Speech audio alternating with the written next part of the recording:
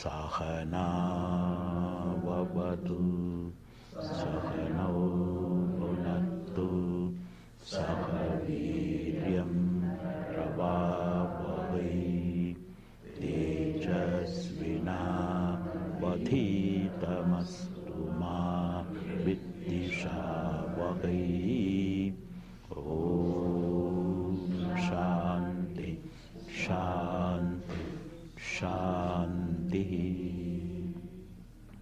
Om Sadashiva Samarambham Shankaracharya Madhyamam Asmadacharya Paryantam Vande Guru Paramparam Shruti Smriti Purananam Alayam Karunalayam Namami Bhagavad Padam Shankaram Loka Shankaram Shankaram Shankaracharyam Keshavam Badarayanam Sutra Bhashya Krutau Vande Bhavanto Punah Punah Ishvaro Gururatmeti Murti Bheda Vibhagine Vyomavad Vyapta Dehaya Dakshinamurtaye Namaha. Om Gananaham Tva Ganapatitum Havamahe Kavim Kavinam Upamashravastamam Jeshtarajim Brahmanam Brahmanaspata Anashrinvan Udibhisita Sadhanam Mahaganapataye Namaha. Om Shanno Mitra Sham Varunaha Shanno Bhavatvaryama Shanna Indro Brihaspatihi Shanno Vishnurukramaha Namo Brahmane Namaste Vayu Tumeva Pratyaksham Brahmasi Tvameva Pratyaksham Brahma Vadishyami Ridam Vadishyami Satyam Vadishyami Tanmamavatu Tatvaktaramavatu Avadu Mam Avadu Vaktaram. Om Shanti Shanti Shanti. So let's read from the fifth Anuvaga onwards.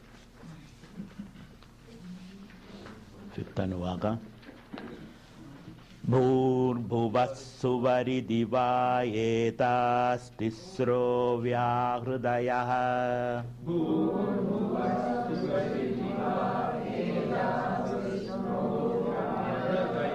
Tāsāmuhasmaitāṃ caturthīṃ Mahācamasya pravedayate Maha iti tad brahma sa atma anganyanya devata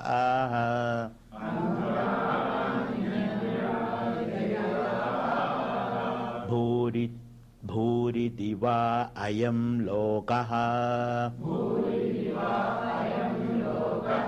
Bhuva ityantariksham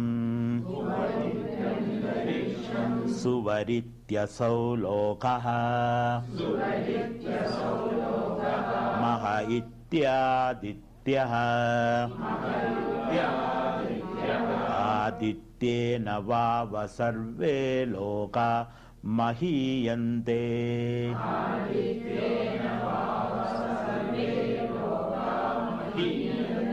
Bhuri diva agnihi Bhuva iti vayuhu Suvarityadityaha te maha idi chandrama chandramasa vava sarvani jyodigumshi mahiyante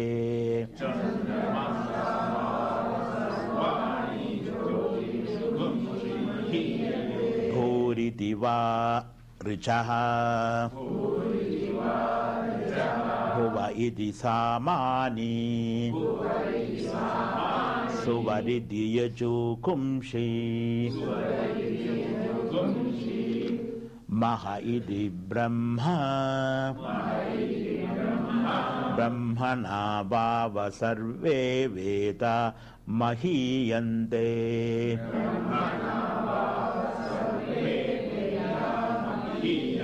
bhuri divai pranaha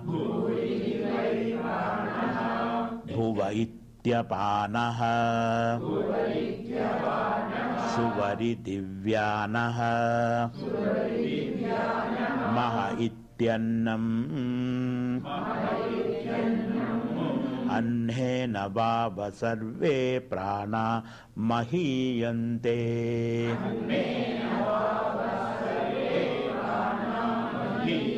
tava etaschatasraschadurtha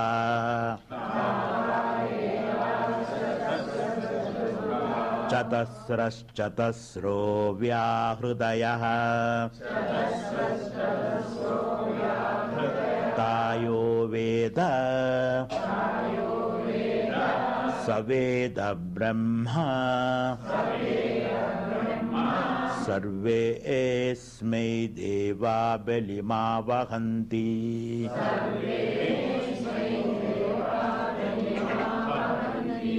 saya esho ondar kridaya akash. Let me complete it. You should not jump into chanting. So let me complete one sentence. Saya esho ondar kridaya akashaha tasmin nayam purusho manomayaha amrudo hiranmayaha antare nataluke ya eshastana iva valampade sentra yonihi yatra soke shanto vivartade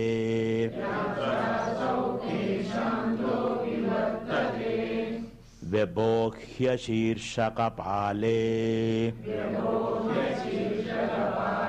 Bhurityagno praditishthadi Bhuva idi vayo Suvarityaditye Maha idi brahmani Apnodi swarajyam Apnodi manasaspadim Vakpadishchachushpadihi Shrotrapadir vijnanapadihi Edattato bhavati Akasha shariram brahma Satyatma pranaramam mana anandam Shanti samruddham amrudam Iti prajina yogyopa aswa. So in that paragraph, that Swarajya is a key word. Swarajya is self-mastery. It is not the mastery just of your mind, the mastery of the whole universal mind. So you become a universal person. You can read somebody's thoughts, you can integrate the whole universe into your awareness in this state. So this is a state of universal love. You develop an empathy, love and compassion for everybody. Animals, trees, rivers, mountains. You're soaked in love in this state. That's the meaning of that swara. Then prajina yogya. Prajina is the ancient knowledge, the Vedic knowledge. What does the Vedic knowledge say? Sarvam Kalyudam Brahma. Everything is expression of one central reality. And that reality is to be experienced as the throb of your heart. It's in your heart. So your heart should throb in terms of that reality. So you can feel the stir of the universe in your own heart. There's total harmony between you. That's why somebody said, when a butterfly flaps its wings in Beijing, storms arise in the Pacific Ocean, far away. That's the sensitivity you feel. You are able to see the golden thread which ties everything together. So sensitive you become. It is not sentimentalism. You know, when you see somebody, you cry and weep and flood him with your tears. That's not the idea we are talking here. It's sensitivity. Sensitivity makes you very active, creative. You are not just crying there. Ashocyan and Ashocyan. Don't cry, but do something. Do something. Somebody is in pain, you go around and crying. That doesn't help. So he says it makes you absolutely creative. You are in empathy with the whole universe. The Swaraj, Prajina Vidya, that's the Prajina Vidya, the most ancient knowledge, where they could empathize with the world. So Prajina Yogya Upasva. So Prajina Yogya is your name. You are Prajina Yogya, fit for this holistic knowledge. So may you do that upasana. Continuing. Prathivyantaricham Dyaurdisho Vantara Dishaha. Prathivyantaricham Dyaurdisho Vantara Dishaha. Agnir Vayurat. Agnir. Listen, you have to listen to the words. Don't not along with you look into the book and listen to the word. That's very important, because by looking into the book you don't get the sound. So listen to the words, look into the book, use both your sense organs, and then reproduce. Prithivyantaricham Dyaurdisho Vandara Dishaha.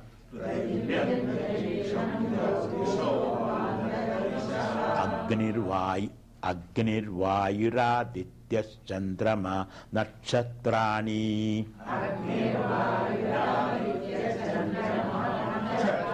Aba Oshadhayo Vanaspadaya Kasha Atma.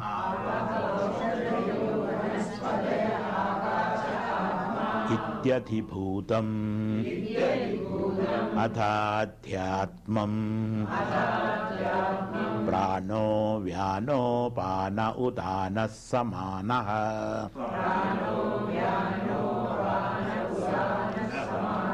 Chakshushrotram Manovaktvaka. Charmamagum Sakkasna Vasti Majja. Edadadi Vidhaya Rishiravojad. Panktam Va Itakam Sarvam. Pankte Neva Pankta Guspruno Didi. So Rishi, seeing from that height of perception, is seeing the whole universe as a 6-line poem. Each line has got 5 words, and then there are 6 lines. That is the universe. And you can also see it as a syllabi, a kind of a syllabus for studies. The material studies, mental, spiritual, everything comes here. And then the Rishi says, Pankte neva pankta gus prunodidi. So the inner world and the outer world. He finally makes two categories. Divides everything into two. The inner world. Inner world has got 3 lines. Outer world also has 3 lines. What are the outer world 3 lines?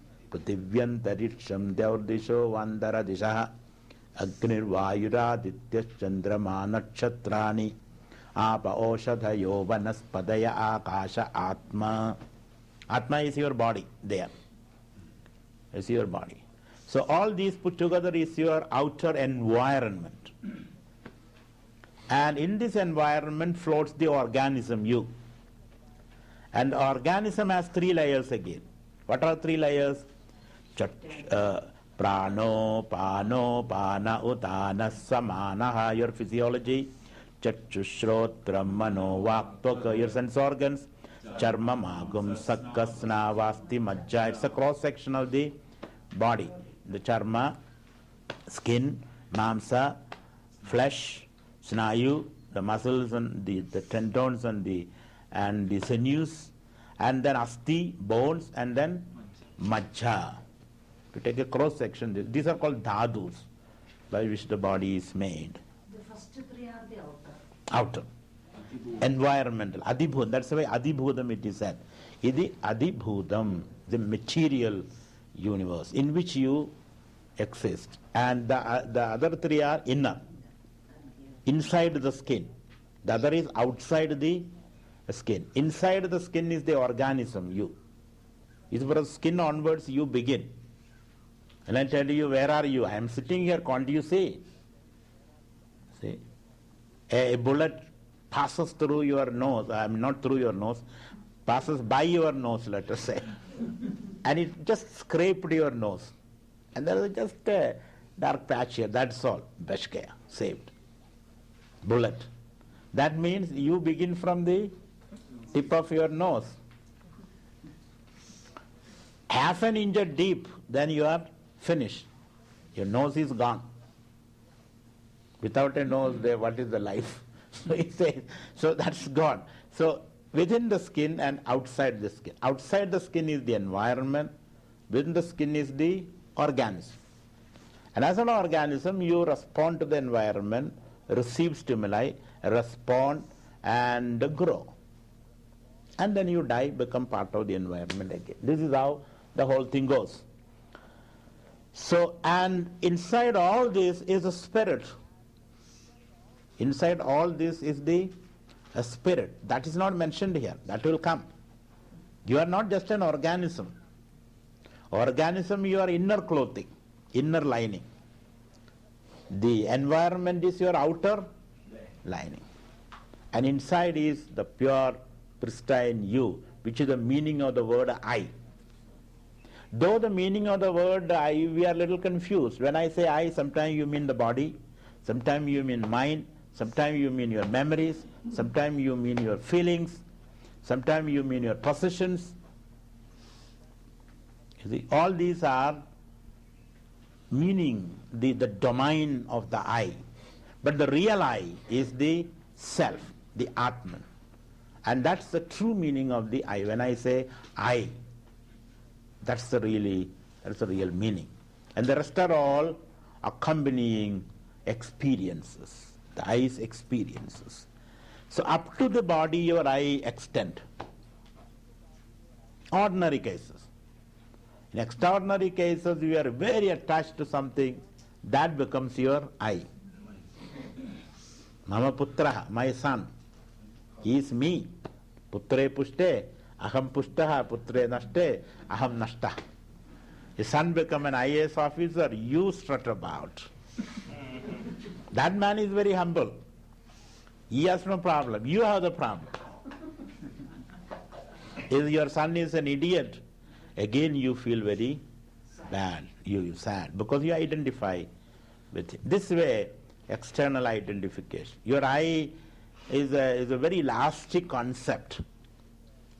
And what is the true meaning of the I? The true meaning of the I, as Shankaracharya said in Tattva, he defines I. What is the definition of I? There are two definitions there. One is called Tatastha Lakshana. The other is called Swarupa Lakshana. In Tatastha Lakshana, he says what it is not. Something, anything can be defined in two ways. Via negativa, by saying what it is not. For example, I want to explain to you what is this table. One way of explaining is it is not the blackboard, it is not the chair, it is not the staircase, it is not the flower vase. Then what is it? Minus all this is the chair. By eliminating, excluding what it is not. Adad vyavrti. What it is not is removed. Then what it is not is removed, then what it is revealed. Understood?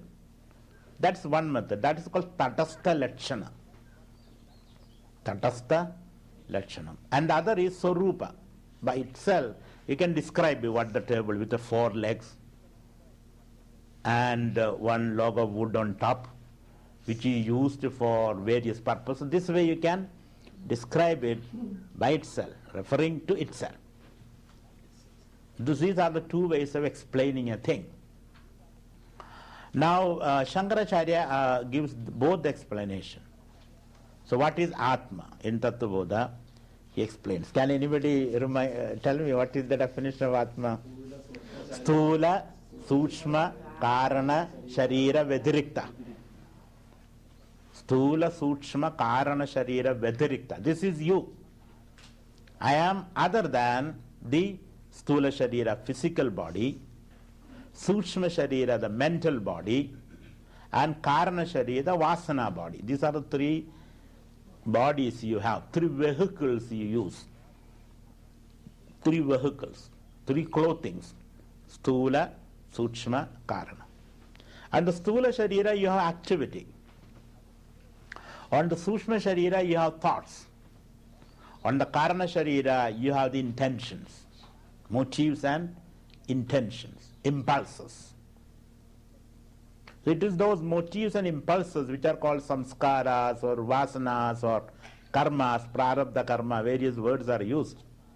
They manifest as thought. It's very interesting.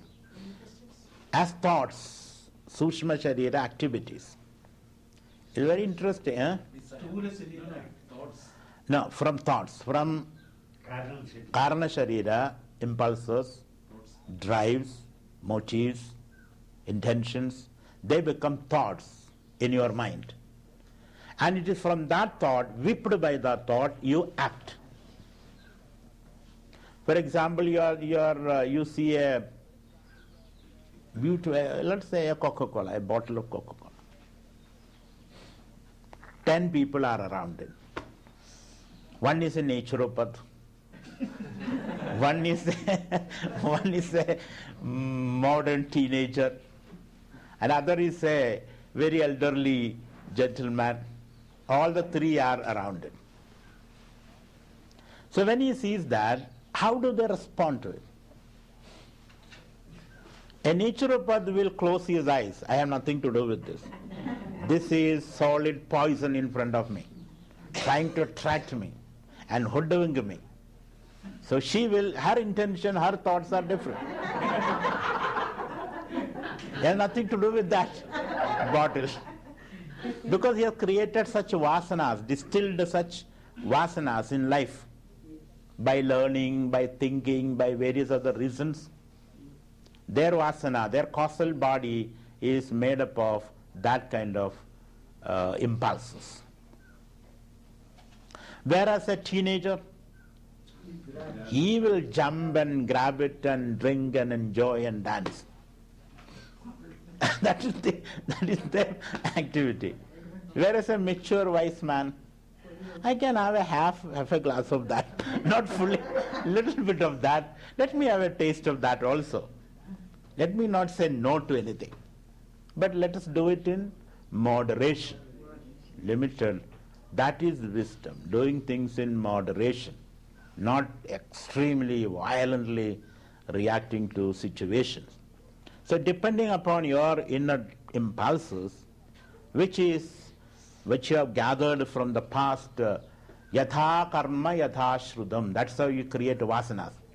According to your karmas, experiences, and according to your knowledge. Because you process knowledge, process experience through knowledge. So according to these two factors, you create vasanas in you. That's your causal body. So causal body, then Sukshma, subtle body, then the gross body. In the process, you further redraw the pattern of your vasanas also.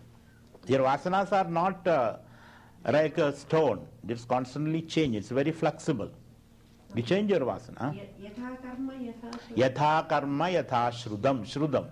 Shrudam means what you heard and understood, knowledge. Shrudha is their knowledge. According to your knowledge and according to your karma. Because same karma can create different knowledges in people. Different knowledge. Same karma.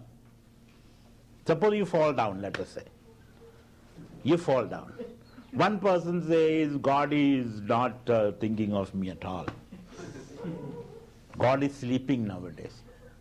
One person says, God is great. I only fell down. I didn't break my bones.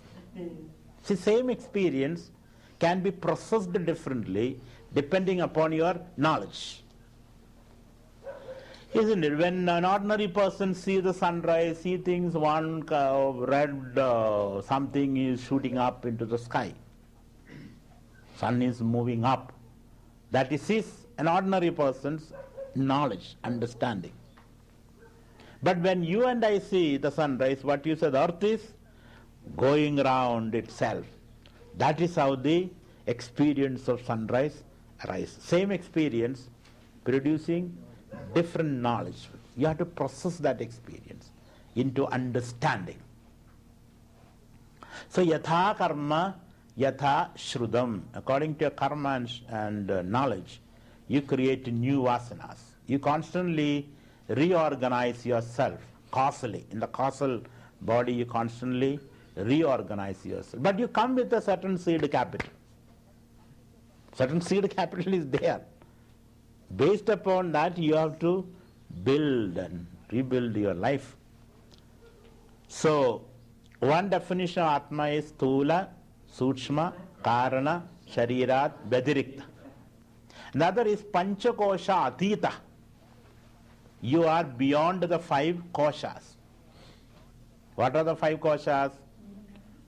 Annamaya, Pranamaya, Manomaya, Vijnanamaya, Ananda. So you know all this. I don't have to explicate on this. So Annamaya means whatever you have eaten become one body for you. Whatever eaten, physically eaten. All the laddus and jalebis and vegetables and the pigs and the buffaloes and the snakes and all this what we have eaten has become your Annamaya, physical body. Annena, all these things will be explained here. You eat and then you become eaten in the process also. That is the Annamaya. The more you eat, the more you will be eaten by worms. Understand? Therefore he says that is the Annamaya. And if you don't eat, it suffers also, the Annamaya. So that's Annamaya. Then Pranamaya. Pranamaya is a modification of air, Pranamaya. Physiological functions. Physiology, your physiology. Eating and digesting, circulating, excreting, etc. I'll go into detail later.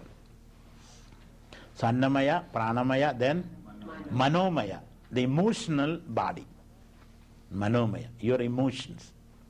We all have extreme emotion, likes, dislikes, feelings, emotions. And those emotions can change your life. It's got a great role in your life, in the quality of your life, emotions. It can make you sick. It can make you healthy. Here you have good emotions. Everything is good here. People are good, environment is good, food is good, good education, and family people are not there to bother you. So therefore you feel very healthy, in a very elevated energy you experience. That also is a part of your personality, feelings. Then there is the Vijnanamaya, your knowledge. All these I'll elaborately explain, it is coming. So Vijnanamaya, knowledge, your thinking, knowledge, understanding, etc., about life, about the world. Some are Vedandin, some are Advaita Vedandin, some are Dvaita Vedandin, some are Vishishta Advaita Vedandin, some are Dvaita Advaita Vedandin, some are Achintya Dvaita Advaita Vedandin, some are Shunyavadin, some are Buddhists, some are Charvakas, all kind you find. They have their own philosophies to guide their life. So we are supposed to be Advaita Vedantins. At least you are supposed to be that. What do you mean by Advaita Vedanta? You believe that you and God are one. You are not strangers. You occupy the same space. You are and God are one. That is all what Advaita Vedanta says. Oh, it is very difficult to understand. It is the easiest to understand. Advaita Vedanta says you and God are one. Dvaita Vedanta says, no, how dare you say that? You and God are one. You are a useless, miserable person and God is all-knowing and a repository, all powers and glories. How dare you say you and God are one? You are only a servant of God. You are only a creature. He is the creator. He just took a dust. He just took a scoop of dust and crushed it in his hand and breathed life into it and launched you into the world. And you say you and God are one? No, you cannot say that. You are only a piece of dust. Behave like a dust. That is it. That is the Dvaita Vedanta. You are just a piece of dust, behave like that. Otherwise he will make you behave. Dvaita Vedanta. Then comes Vishishta Advaita. Don't quarrel among yourselves. Let's have a compromise. Let's have a compromise. You are only part of God. Understand? You are not a God, nor are you totally separate from God. You are a part of God, like a leaf is a part of a tree. If all the leaves decide, the tree will die. If all the leaves decide to strike, work, then the tree will die. But one leaf strikes, he says, no, I'm not going to function. It will become yellow and fall down, that's all. One leaf falling down doesn't affect the tree. 2 leaves falling down doesn't affect the tree. 10 leaves falling down doesn't. But if all the leaves fall down, then that is a dangerous situation. So that means you are only a part of God. You are not totally God, you are part of God. These are the various, and then another compromise. Okay, let's have a compromise. You are both a part and not a part. Understand? That is another compromise. Sometimes you are a part of God, sometimes you are not part of. Don't we feel like that? Sometimes we feel they are my children, your own children. Sometimes you feel, I doubt whether they are really my children. Don't you feel like that? So sometimes you are one with them, sometimes you are separate from them. That is called Bheda Bhedavada. You see, in that realm, all these possibilities are there. Don't the modern scientists say matter appears as quanta and wave? It can sometimes appear as quanta, sometimes appear as wave also. Similarly, sometimes you are part of God, sometimes you are apart from God also, away from God. Possible. We don't know how that connection exists in that mystical dimensions. So that's called Bheda Bhedavada. Then some people say, how can I understand Bheda Bheda? On one side you are part, another side you are not part. It is something like saying that I keep the hen, half the hen for cooking and another half for laying eggs. Can you do that? One half for cooking and the other half for laying eggs, which is not possible. How can you say waist down I am 16-year-old and waist up I am 60-year-old? Though we are trying nowadays for those things. So you say it's not possible. Waist down you cannot be. The whole person has to be either 60 or 16. You cannot have patches of 16 and other patch 90 or 80. That is not possible. So somebody said, you don't understand that. Ajindya bheda bheda. It is not possible for ordinary human beings to comprehend this mystery of relationship. In Christianity also there is a problem. Sometimes Christ is seen as man and sometimes he is seen as God. He is both man and God. It's a mystery. You don't with a limited brain, because our brain thinks in black and white. Our brain cannot think contradictions, coexisting, paradoxes and contradictions coexisting. It's very difficult. That's why this child asked, if God is all powerful, let me ask you a question. Can he make a stone which he himself cannot lift? Can God make a stone which he himself cannot lift? You're caught in a catch-22 situation. If you say God can, one, God can make a stone which he himself cannot lift. That means what? He is no more powerful. Because he cannot lift the stone. That means he is not powerful. If you say he cannot, then also he is not powerful. Because he cannot even make a stone which you cannot lift. So both ways you are the loser. So such contradictions are possible in the spiritual realm. For example, nobody can tie down Krishna. Krishna is the all-powerful. Can you tie him down? No. But Yashoda could. Yashoda could tie him down. That is the mystery of God. Because when she was permitted. That's what I say. He can, this reality can do that. All mysteries and impossibilities are possible there. That's the meaning of infinitude. If he allows him to tie down because of her devotion and love, it is possible. Otherwise, it is not possible. So it is both possible and not possible, which is beyond our thinking, comprehension. That is the nature of infinity. It doesn't come within the fixed pattern of logical thinking. So we have to accept. Finally, achindya bheda bhedavada. So you need all this argument to understand the mystery of God. It is not simple Vedanta only. The Vedanta includes all this. Vedanta is the pinnacle of our vision. It includes all these side streams also. So as a Vedantin, you should never become a fundamentalist. I am a Vedantin, you all are un-Vedantins. That is un-Vedantic. Real Vedanta is we accommodate all streams of thought. And hence in Gaudapada it says, Tairayam na viruddhyade. We are not opposed to anybody. We can integrate everything. Everything can be integrated into our thought process. So that's the kind of Vedanta, Advaita Vedanta. That's why it's called Advaita.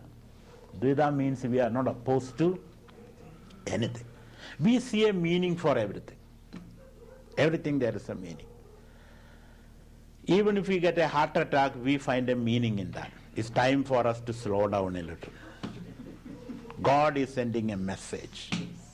It is time for us to give up all these messy activities and concentrate on something nobler and something spiritual. God is sending a message. Stop, pause, look the beauty of nature rather than running here and there. That is what God Everything we find a meaning and a message. That's the Vedanti's attitude. So, Annamaya, Pranamaya, Manomaya, Vijnanamaya. This is a Vijnanamaya, you bring all this understanding to look at the world. And then there is Anandamaya. Anandamaya is a state where you are happy, but the ego remains. You are happy either because your desires are fulfilled. You are happy because you are sleeping. That also is a happy state. You see, when you see a movie, you are happy because your desire is fulfilled. Temporarily you are happy. Then you are in Anandamaya. Now when you are listening and understanding, you are in Anandamaya. Oh, good. Then suddenly you feel, oh, my knee is aching. Then Annamaya. Then you come down to Annamaya. So wherever there is a experience of happiness, pleasure, either by fulfilling a desire or by a natural process of sleep, or when you listen to something very intently or watching nature, you are in Anandamaya. But the problem with Anandamaya is you can come down to other levels. You have not established there permanently in Ananda. You are not established in Ananda. Anandamaya is Anandam plus a thought of pleasant thought, a sattvic thought, a pleasant thought. That's why it's Anandamaya. And pure Ananda is beyond that. Anandamaya is only a drop from that pure Ananda. So therefore, Annamaya, Pranamaya, Manomaya, Vijnanamaya, Anandamaya, and then Anandam. In Anandamaya you say, I am happy. In Ananda, you don't say that. What you say? You say nothing. You are not there to say it. In Ananda, you remain as Ananda. There is nothing to report. Nobody to report. Nothing to report. Therefore, pure Ananda is not a memory. It doesn't get stored in your brain. That's when pure Ananda, your brain is free. In any other Ananda, your brain stored information. Oh, I went there, I was very happy, I talked to him, I was very happy, I did that. In this way you store information. And then you want to repeat. In Anandamaya you want repetition. Oh, that laddu was very good. If only I get one more. You see, that movie was very good. If I only I got one more. So in Anandamaya you want to repeat your experiences. You store memories. And the pity is that no experience can be repeated. Now you think, oh, what a wonderful program. Next year also I must have the program. Next year when you come, you will be positively unhappy, I tell you. So therefore we are not organizing one. So he said, because you are looking for the same experience. It cannot be repeated. You have become one year old, one more year passed, you have become older, times has changed, pollution level has gone up here. More trees are cut, then how can you have the same experience? They also become little old, the one who organizes it. They cannot run around like this. So therefore, if you want the same experience, you are really in trouble. So in Anandamaya, memory comes, repetition, need for repetition. And the more you repeat, the less you get out of it. And the more frustrated you become. And hence Bhagavan never repeats. Arjuna wanted to hear Bhagavad Gita once more. He said, no way. I don't repeat. Not only that, he may change his teaching also. In the battlefield, he said, you fight. In the next Gita, he may say, sit down and meditate also. He can say anything. He can say anything. So therefore, don't tell you say, earlier you said to fight, now you say meditate. Why don't you say one thing? Why don't you say the same thing? No, it is not a fixed teaching. It's an inspired teaching. When it is inspired, it is very, very innovative. Advices are all innovative. It's not a fixed tape recorder advice. You know, like this railway station, you should just press 1, 3, 3, 4. Darshan se aane wali gaadi ka is prakar vivaran hai. You know, they keep on saying the same thing. This is not like that. So Lord never repeats, he says. It's always a very innovative process. So here Anandamaya is not told.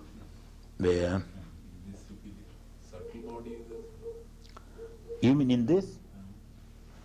It's just the gross, the processes are not described here. It is only the main factors are described. It will come in the Brahmananda Valli, everything will come. These are the tools of analysis. You keep all these tools. So, what is the other definition? Atma means you, meaning I. Don't say he is like that. We are talking about ourselves. I am beyond the Annamaya, Pranamaya, Manomaya, Vijnanamaya and Anandamaya. Then what are you? Anandoham. I am Anandam, pure Anandam. Any objection to that? No objection. Oh, that is very difficult. It is very difficult. Upanishad is very difficult to understand. Why? Upanishad says, I am Anandam. Now, how to be that? That is the whole problem. You don't have to become that. You are that. If you try to become that, you will move away from that. Ananda means Sakshi. No, Ananda is not Sakshi. Beyond Sakshi all dropped. Sakshi also dropped. Sakshi is the last frontier. So you are not even a Sakshi now. You are pure. Sakshi is different from the actor. Yes. So Sakshi is not the, Sakshi is the last stage. Now you are pure.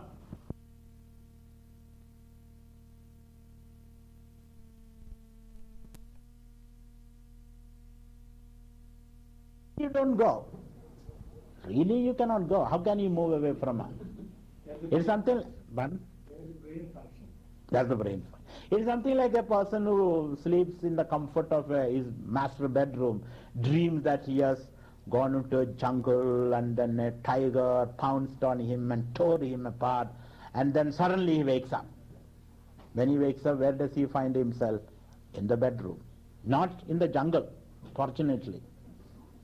Similarly, when you try to become Ananda, you move away from Ananda, like the dreamer moves away from his reality. How does the dreamer move away? Actually or virtually? Virtually, not actually. Actually, he doesn't move away at all. That's why it's a question of awakening. You have to awaken to your true nature. So the definition is Atma, Annamaya, Pranamaya, Manomaya, Vijnanamaya, Anandamaya, Vyatirikta.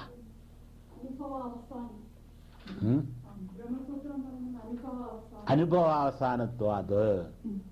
Ultimately, it comes to brings you the experience. Anubhava asanatvad. What is Anubhava? Aparoksha.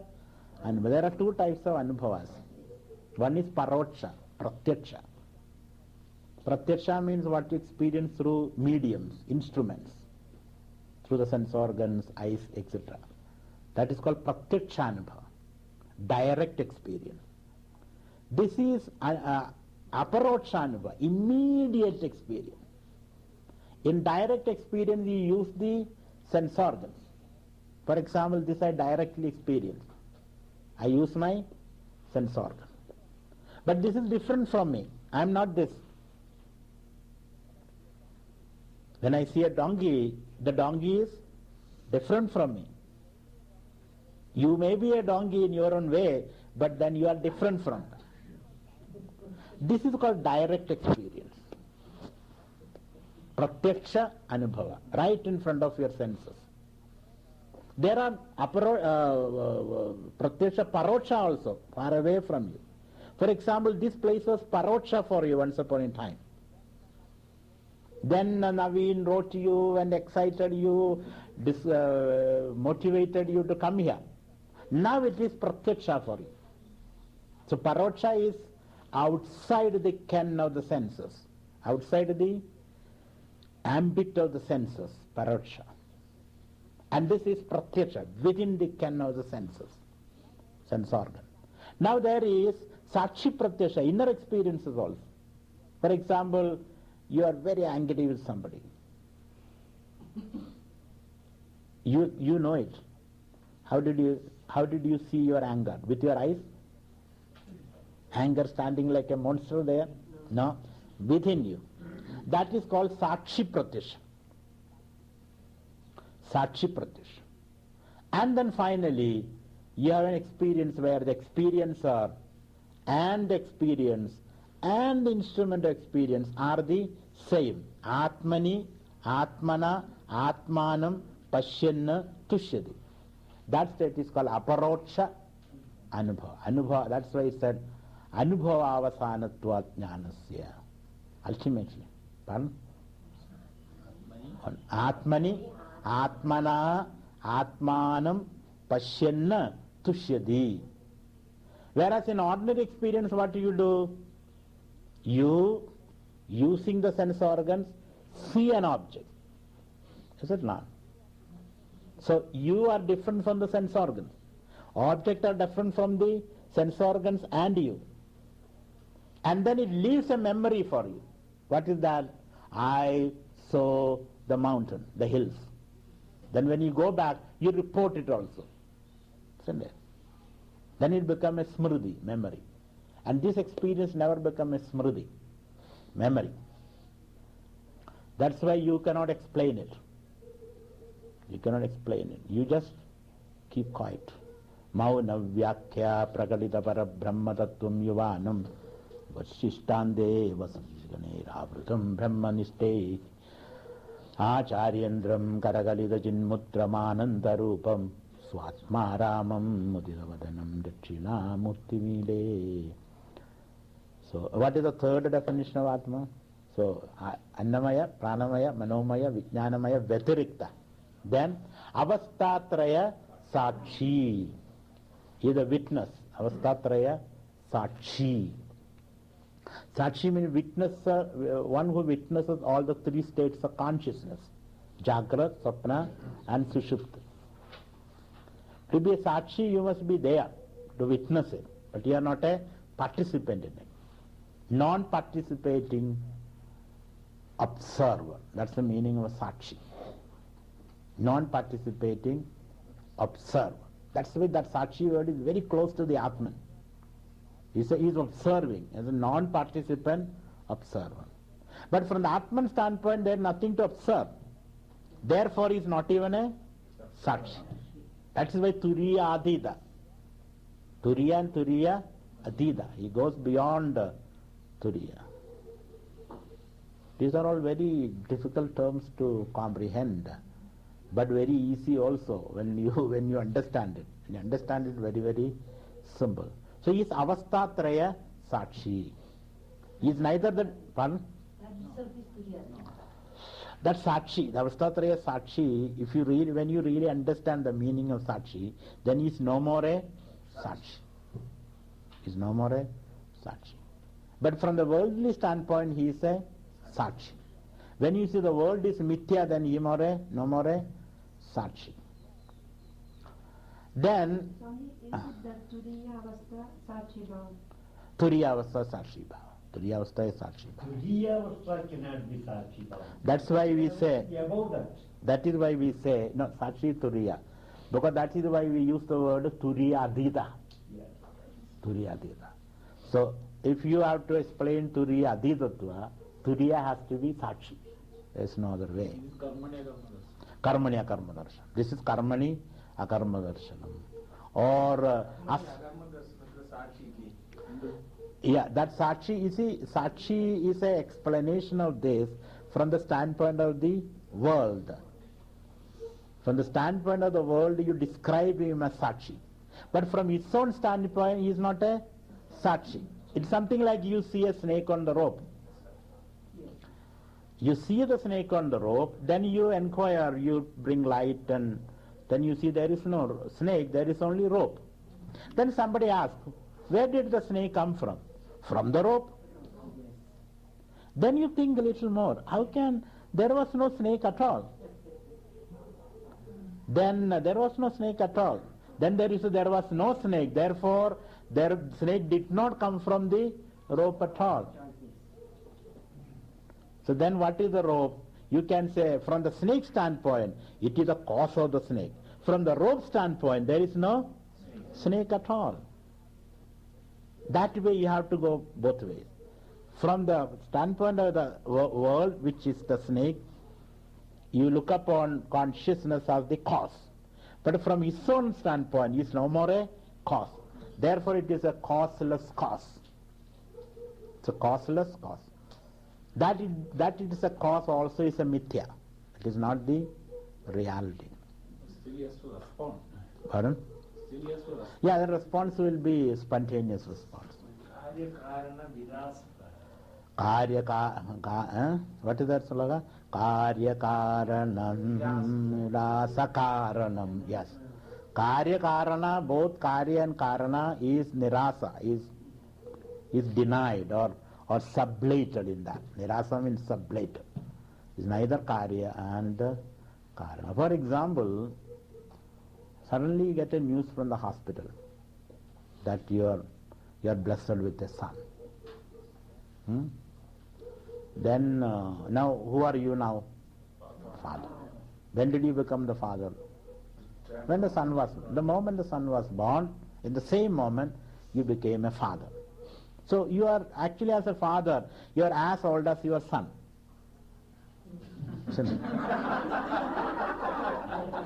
As a father, you are as old as your son. Now, and then you start celebrating, you start calling people, did you know the good news?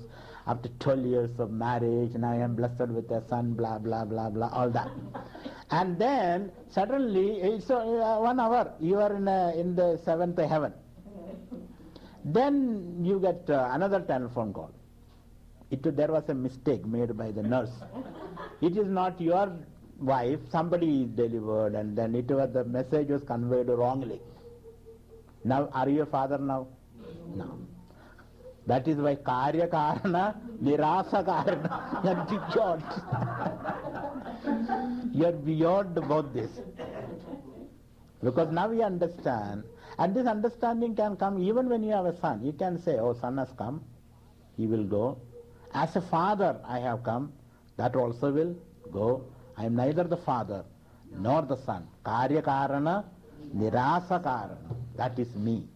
That is my true nature. This way we have to analyze all the experiences and integrate all these experiences. And then come the spontaneity of expression. And that is, you become spontaneously right. You don't have to think much thereafter. For us, thinking is worrying only. What is our thinking? What will happen to me tomorrow? Who is going to look after me? Isn't it? Who will look after my children? Maybe an earthquake here. Maybe all the building will come down. This is our thinking. Our thinking is not symbolic thinking. Thinking is good, whether it is symbolic. Meaning, what is symbolic thinking? You take information, sensations, make pictures in your mind, and process those pictures. That is symbolic thinking. It can be mathematical or verbal. That thinking has no problem. That thinking doesn't bother you. What bothers is this kind of thinking. What is it? Who will look after me if I fall sick? Or what will be the future? Who will marry me? Even if I marry, will I be all right? All these kind of thoughts. What will I have a child? What will he do? What will I do? Will I be dismissed from job? After retirement, what will I do? So these kind of self-centered worries is our thinking now.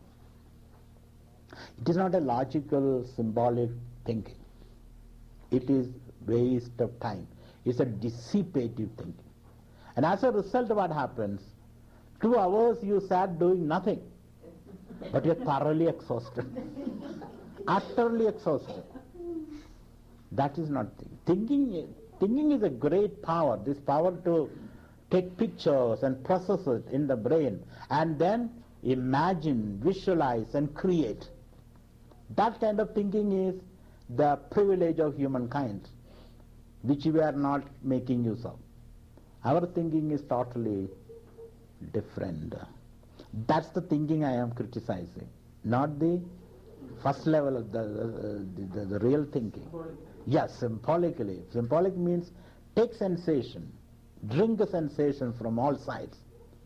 Take pictures, have, like Ruth is doing all it in her computer, and then process it whenever you have time.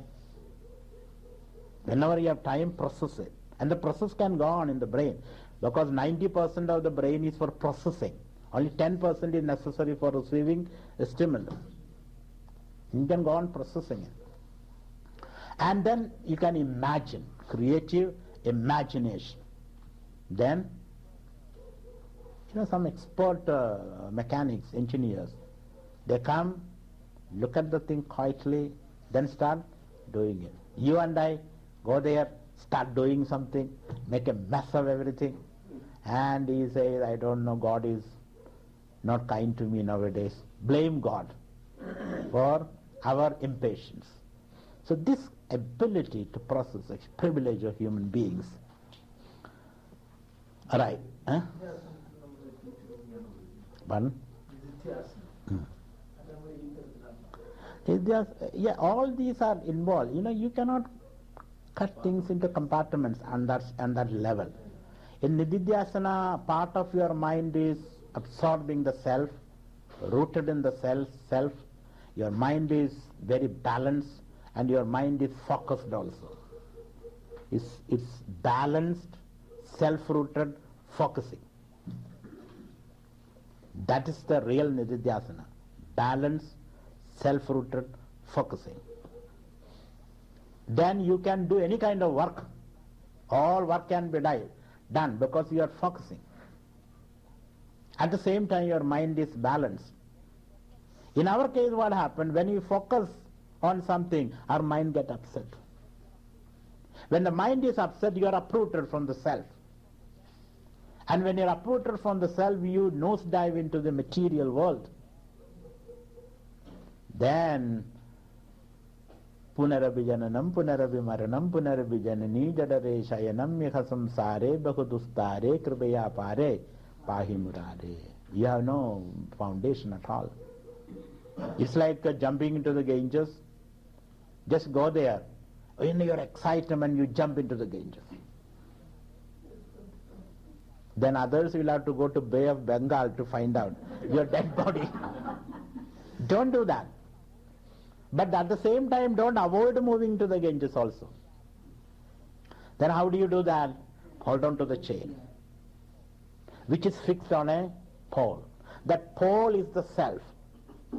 The chain is your thought movement, which is fixed on the pole. Therefore, it is not completely lost. Then hold on to that. That indicates the balanced mind. Then you move into the water. Slippery rocks are there, terrific flow of the river. You may fall down, doesn't matter, you enjoy it. Then you enjoy it because you know you are stabilized. You can come back anytime you want. You are not lost into the flux of the world. But at the same time, the world is necessary for a refreshing bath. If you continuously sit in a cave and meditate, you become an idiot. You don't become an enlightened person. The world is necessary to challenge you. It is when the world challenges you, your inner powers awaken. Otherwise, they remain dormant. They have no challenges at all. So you have become a whole person, a holy person. The rest are all hollow persons. They are not fully explored their potential. So therefore, one has to. That is the Vedanta we are trying to propagate. It is not the Vedanta of the idle. It is the Vedanta of the very active. That's why Krishna says, Kutastva akashmalamidam vishame samupastidam manari justam asurgyam makirtigaram arjuna klaibyam masmagamaf partha naidatta yuvavadyade chutram hrudaya dorbalyam tektottishta barandada. Sugadukke same kritva labha labho jaya jayo tado yuddha yujjasya naivam brabham vapsyasi. Hado va prapsyasi swargam jitva va bhochyase mahim tasmaduttishta gaunde yuddhaya krudunishchaya. All these, because yatra yogeshwara krishna yatra varto dhanurdharaha tatra shri vijayor bhudihi dhruva nidihi madirmama tasmatam uttishta yasholabhasva jitva shatrun bhunksha rajyam samruddham maya eva yede nihada purvameva nimitta matram bhava savyasajin. Get up, wake up, fight the battle, win the battle and enjoy the world, he said. But enjoying the world, you need all these assets, the ability to be self-ruled. And then you will take only what is necessary in that state. Because you are not a compulsive, obsessive, neurotic person then. You are inwardly very rich. Therefore you take only what is necessary. It is only when you are neurotic then you sit eating all the time. Biscuit and that, this, and ice cream, chocolates, bananas, this, that, and all the time like a goat you are munching and chewing and that. Because you are so empty inward. Otherwise you eat only very minimum, very nourishing food. You enjoy your food to the hilt. You digest what you enjoy. It's all interconnected. Your stomach, your brain, your heart, your world, everything is, and God, everything is interconnected. So, the second definition is Avstatraya. These are called Tatastha Lakshanas. And now your Sarupa Lakshana. Sarupa Lakshana is Satya, Avstatraya Sakshi Sanna Satchidananda Sarupaha Yastishtadi Sa Atma. Then what is the real Atma? What is the real Atma? Satchidananda Sarupaha Yaha Tishtadi Sa Atma. So is Sada Chita Ananda. That's what I call it. It's an indivisible experience.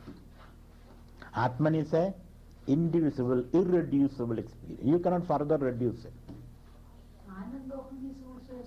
Ananda also Sarupa Lakshana. Anandoham is Sarupa Lakshana. Satchida. Satchidananda comes there. Then Satyam, Shivam, Sundaram. Sundara is another definition. Beauty. Atman is the most beautiful. The source of all beauty. Shanti, Shivam, Sundaram.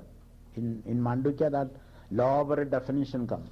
Nandaf prajnam na bahif prajnam no bhayadaf prajnam na prajnanaghanam na prajnam prapanjo bachamam shandam shivam sundaram saatma savijñeya. There are elaborate descriptions. That's one of the most exhaustive definitions of the Atman. So, why I said all this? So, these three panktas outside, three panktas inside, and still inside is the Atman. Inside I mean pervasiveness. That's the Atman. That you are. The rest are all your clothes, all your clothing. Various clothings are there, various expressions, various your creations. The center is the Atman. So panktam va itakam sarvam pankte naiva pankta guspranoditi. One pankta covers the other pank. Now continuing next. Omidi Brahma Omidi itakam sarvam Omidi Omityetadanukritiha smava apyo shravayetya shrawayanti.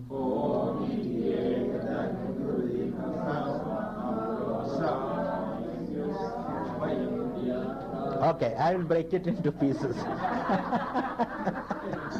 Very difficult. So he says, Omityetadanukritiha smava. Omityetadanukritiha smava. Apyo shravayetya shrawayanti. Omityetadanukritiha smava apyo shravayetya shrawayanti.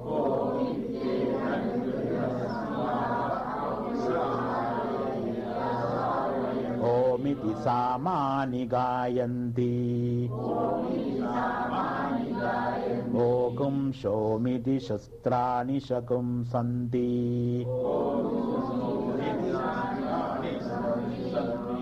Omityadhvaryuh pradigaram pradigranati.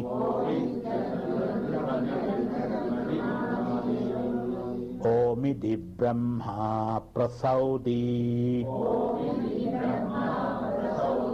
Omityagnihotra manujanadi. Omiti brahmana pravachyannaha. Brahmopa apnavaniti. Brahmaivopa apnoti. Now this is again an Om Upasana, making Om part of your life, using Om in your daily life. You can just meditate on Om, you can chant Om, you can reflect on Om, and you can use the power of Om in your daily transactions, using Om all the time, like Jesus. In Western country they say Jesus, or in our country we say Krishna, Krishna Krishna. Before you start a lecture you say Krishna Krishna. Close your lecture with Krishna Krishna. When you start from your home, Krishna Krishna. In the telephone, somebody telephones, Krishna Krishna. Oh, or Hari Om, we say Hari Om. Instead of that you can say Hari Om also is Hari Om. Om is, and when the talk is over, Hari Om. You can reduce it further, Om. Instead of saying hi, you can say Om. And when the talk is over, Om. In between also, why not? In between you can say Om. When do you say that? When he provokes you. When he says something very agitating to you. Om. When he is very praising, oh, without you I could not have done it, you are God. Om. Don't get excited, because anybody who can call you God, he can call you a dog also later. Because you are giving him, by calling you a God, he is exercising a certain control over you. That's his plan. You are God. Meaning, thereafter, whatever you say, you must obey. That is the idea. Otherwise, I withdraw that praise from you. So thereafter, you are a slave of that person. An invisible iron chain is holding you. He can manipulate you like anything. Because next time you are afraid, he may call you a God. What will I do? So therefore, whenever somebody calls, don't say, no, I am not God, I think you are, Swami says you are pulling my leg. Don't say that. Accept it gracefully. When somebody praises, you accept it gracefully. God is great. Maybe I have done something for him. Maybe he has not yet known my true nature. You understand? So therefore, I may look good from far, but I am far from good. He does not know that. All those things, accept praise gracefully. There are some people, no, I don't want all this. I'm a spiritual person, you should not. That is arrogance again, stupidity. When somebody praises you, accept it. When somebody criticizes you, then also accept it. That's what we say, Om. Somebody praises, Om. Somebody criticizes, Om. Somebody is indifferent to you, Om. Then he will look at you at least. This is Shivananda's strategy. Shivananda, when he was, Shivananda is the, I should say, patriarch of all 20th century Indian spiritual masters. He set the tone for spirituality. It's not Swami Vivekananda, it is Swami Shivananda. Vivekananda only went to West and gave some talks and inspired people, of course. He did not really comment upon scriptures and all that. He did not create the real Swamis. Shivananda was the doyen, the thespian, I can say, of Indian spirituality. He commented upon all text. There is no text in Indian spirituality which he has not commented upon. Brahma Sutra, Bhagavad Gita, Upanishad, Kundalini Shastra, Devi Mahatmya, Ramayana, Mahabharata, anything under the sun, he has commented upon. He had that vast vision. He may not go into the details. That is not his type. He is not of that type. He gives you that grand vision and allow you to work out the details. That's a master's job. Master's job is not tell you do this, don't do that, don't do that. He is not a master. He is a school teacher. He is a pain on the neck. All the time telling you what to do, what not to do, what to eat, what not to eat, where to sit, where not to sit, what to read, what not to read, whom to talk, whom not to talk. He is a real pain on your neck. You will run away from that person. A master is one who will discuss with you, dialogue with you, and give you the grand vision.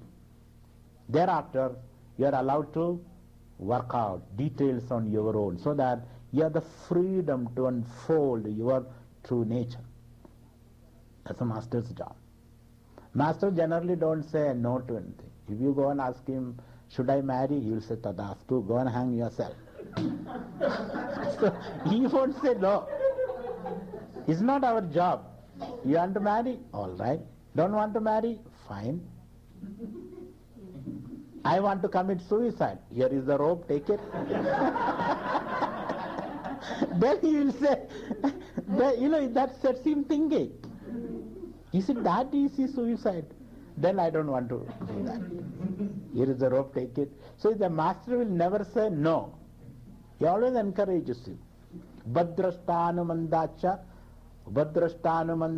bharta bhokta maheshwaraha paramatmedi japyuktaha dehesmin purushah para. Ubhadrashta anumanda, he permits. He permits you to do everything because he knows finally it's like the Western society. They don't tell the children no. They want the children to experiment and learn. Think for themselves. Make their life a new discovery for themselves. There's a great merit in that education. Here, the first thing we learn as a child is no. Don't you ever do that. Don't you ever do that. That's what we teach our children. And therefore what happens, the children learn the art of saying no to everything. Anything they'll say no. No, no, no, no. So they confine themselves into themselves, become a closed-up individual. There is no exploration, no expansion, no self-experience in the process. It's a very wrong way of... In Vedanta, our approach is dialogue. You can ask questions, Krishna and Arjuna. It's a dialogue, not a monologue. Somebody sitting on top and then coming down on you. It's not like that. It's always a dialogue. Vedantins enjoys dialogue. You ask questions, explore and see. And sometimes you may ask stupid question, doesn't matter. Sometimes Guru's answer may not convince you, that also doesn't matter. It's all a joint exploration into the dimensions of truth. So Om can be used all the time. That's the use of Om. Suppose somebody says, Aapne bahut acha kaam kiya, you did a marvelous job. Then what is your, yes, I didn't. That's not your response. Your response is Om. Aapne bahut, you did a very stupid job, very lousy job. What is your response? Om. So whether it is praise or criticism, whether it is provoking your ego or not, what you say? Om. Give it to God. Your faults and your weaknesses and strengths, give it to Him. He is the author of everything. You are only an instrument, good or bad. Give it to Him. Both. It is not that when something good is done, you come to the forefront. Bad is done, you are not seen anywhere. All the time, you give it to God. That kind of a attitude is Om, bringing Om. So here we find the picture of a Yajnashala, because in olden days, Yajnashala was a workshop for human potential. Human potential development was done through the Yajnashala, in the Yajna. The performance of Yajna is for human potential development, developing the human potentialities.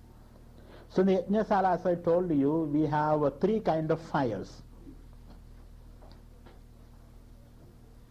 In ancient days, in every home had they used to keep fire for Agnihotra. A Grahastha should perform Agnihotra. That was a vidhi. Agnihotram juhuyat. So vidhi. Agnihotram juhuyat. Kalum janna bhatshayet. Suram na pibet. These are the three vidhis. Satyam vada, dharmam chara, all that. So may you perform Agnihotra daily. And Kalim Janna Bhatshayet. Don't eat too much meat. I mean, Veda says no meat at all, but I say too much meat. Because if I say no meat at all, you may not like it. So he says don't eat too much. Don't eat red meat and all that. Little bit of chicken and fish and all that is allowed. So don't eat meat. Don't drink. Suramna Pibet. Don't drink. That includes all kind of poisoning. The Suram na Pibet. Don't drink. That means don't, no caffeine, no tobacco, nothing. These are all damaging, it affects the mind. So you may not be able to progress. It affects your sensitivity and it creates illusions for you. When you take drugs, you get a experience of Dvaita there also. Dragga Dvaita. Everything is one then. But for how long? 2 hours. Then you are dead like a log of wood. So, Agnihotram Juhuyad. May you perform Agnihotra every day. For that you need a fire. So every household, respectable household, used to keep a fireplace. In the Western countries also you have a fireplace. As part of their culture. I have seen in Houston, which is 110 degrees Celsius and 110 degrees Celsius, Fahrenheit, 110 degrees Fahrenheit. Sizzling hot outside. But inside air conditioned, 24 hours. And the fireplace, fire also there. That's the custom there. They must have a fireplace. So India, in our country also, they used to have a fireplace. And that fire is called Garhapatya Agni. Garhapatya, Griha means an Agni kept in your house. That's a mark of a respectable household. Garhapatya Agni. And then for the daily ritual, you take Agni from there, fire from that. And then you have another fire pit. That is called Avahaniya Agni. You know, you take from the Avahaniya means to take. Extracted from that. Avahaniya Agni. And it is in that Avahaniya Agni you perform your daily Agnihotra. You cannot perform it to the other fire. Then for your occasional rituals along with Avahaniya, your Agnihotra, you may have to do some other rituals. For that, you have another fire pit, which is called Dakshinagni, a subsidiary fire. So these are the three fires you used to keep: Garhapatya, Avahaniya, and Dakshinagni. And when you used to do huge yajnas like Ashwamedha, Vajpayee, etc., then you call Brahmins. You call Purohit Brahmins. As I told you, 16 Brahmins are to be there. Please name the three Agnis again. One is Garhapatya Agni, then Avahaniya Agni, Avahaniya, A-V-A-H-A-N-I-Y-A,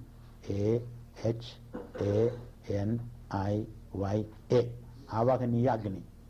Then the other is Dakshinagni, Dakshina, three fires. So when you call the huge, when you perform huge yajnas, for example, Shashtibhurti, Shashtibdapurti, etc., etc., you can perform big yajnas. Shashtibdapurti or Navati or what else? That when you attain 80 Shadabdi, etc., etc., these kind of rituals, you celebrate.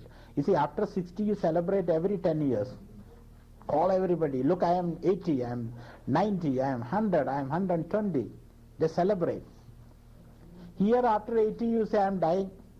There is nothing to do now. So every 10 years is a celebration. Every decade is a celebration. So for that, you collect Brahmins. Kshatriyas used to perform Rajasuya and Ashwamedha. Vaishyas used to perform Vachapeya and Vishwajit Yajnas. You have this famous story of Raghu, Kalidasa has immortalized. Raghu performs this Vishwajit Yajna. And then he gives up everything. Raghu was the king at that time, Rama's predecessor, great king. He at the age of 60, he gave up everything, distributed everything. And just with one loin cloth and a kamandalu and a stick, he walks out of the palace with barefoot. With barefoot. Very difficult to do that. Because the royal glories and the pleasures and the wealth and the encomiums and the servants and all those things. One day he decides enough is enough. So he walks out. Don't do it in Michigan because you will get pneumonia. Just a loin cloth and walk out. Here you can do that. He just walked out. And then the story, some brahmachari comes and asks for him money and all that. You know the story. So he says, how to introduce God? Om. Om is the name of God. How to introduce God in every aspect of your life. You begin your day with the Om.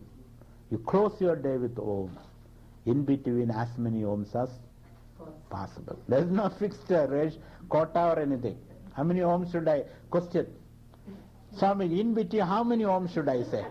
10 or 2 or 3 or as many Oms as possible you can say in between. Om, Om, Om. So in the Yajnashala, 16 priests come. I told you the name of the priests: Adhiryu, Hoda, Udgada, Brahman. So these are the priests. And Brahman is the main priest. He knows everything but he doesn't do anything. He is the grand observer. In any organization, you need a grand observer. He himself should not do all the nitty-gritty. If he does that, then the organization cannot function. He should not do it. He is just a grand observer. He should become active only when something goes wrong, like an emergency light. He should be relaxed. He must spare his time and mind for planning or just meditating for the health of the organization. That's enough. Somebody should be like that. Just meditate let others do the work. So that way, Brahman only sits in a high post on one side, Yachamana and Yachamana Patni sits on another side, and other priests are all very active. Some is preparing things, some is preparing the Yajna Kund, some is preparing Havan materials, and some is everything, and some is chanting and organizing. So the whole thing is going on, and the Brahman watches. Now everything is ready, the Yajna is about to begin. Then how do you start? There is no bell or anything. Bell is not. Oh. That Brahman should say, not somebody else. Oh. Suddenly, so everything is ready. Somebody suddenly stood up and said, oh. Why not? If he can say, why can't I say? But you are not sitting there, that's the whole problem. It's like President Bush, not this one, the senior one. He is a half-witted person. So his advisors, Kissinger and all that, very powerful people. Very powerful people. So this man gives very intelligent advisors and powerful advisors, and then one day he got so fed up with, irritated by this. Then he said, it is me who is sitting here, not you. Let me also take a few decisions. The American people elected me, not you. So that post gives you certain, so Om is to be, the beginning is to be with the Om, and a Om to be chanted by the Brahma, not the others. You see, you cannot in between stand up and say, oh. It's a wrong start. So therefore he says, oh, he'll say, oh, then the whole thing is done. So then he will call, okay, he turns attention to the one who chants, Sama. Om Shravaya. Om Shravaya. Then he will start chanting. Then something goes wrong in the preparation. Then what he cannot get angry there. You idiot, stupid, you don't know anything. You cannot say that in the Yajnashala. Can you say that? At home you can say that. When your children are not listening properly, you idiot son of a donkey.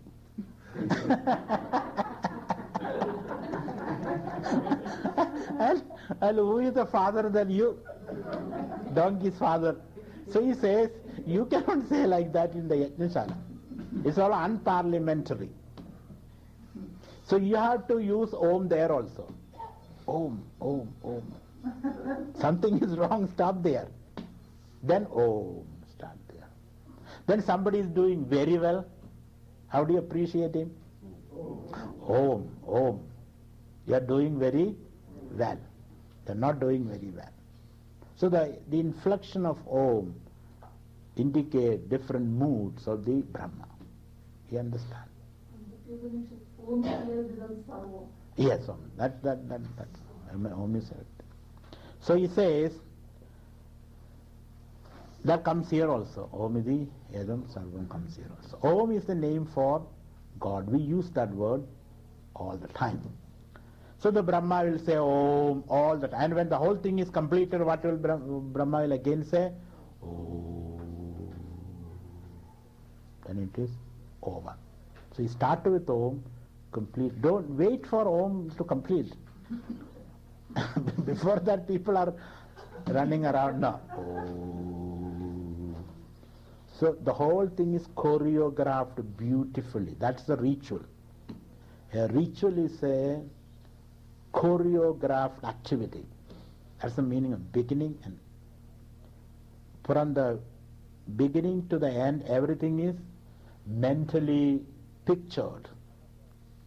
Every detail is pictured. Like our Shiva Shakti Archana, we were doing like that. From the moment to the last moment, to the last man is cleared, gone out of the ground, everything